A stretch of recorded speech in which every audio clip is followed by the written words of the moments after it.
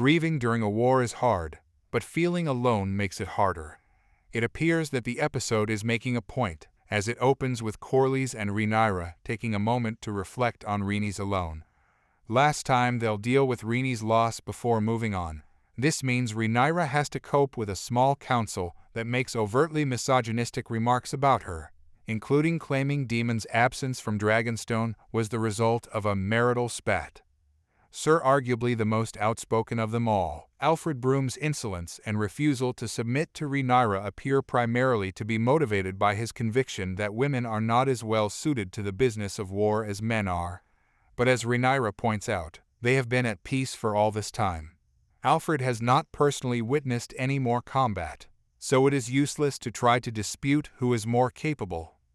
One of the many similarities between Rhaenyra and Alicent in this week's episode is that they have both struggled to maintain their voices in their small council meetings up until now.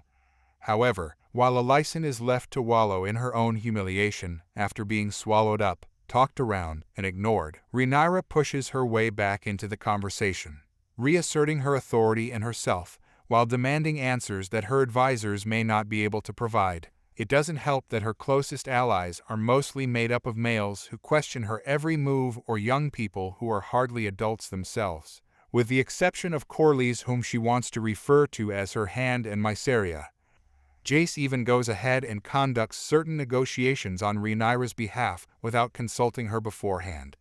At first, Jace plans to take a plane to Harrenhal to investigate Daemon's situation, but he ultimately chooses to meet with House Frey because they are in charge of a vital route via the twins that connects the Riverlands. Now that more of Rhaenyra's friends are moving south, she wouldn't have to wait for Daemon to secure things if she had access there.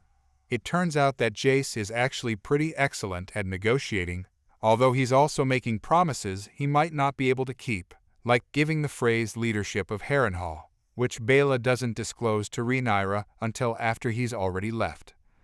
How about Daemon? He's been improving.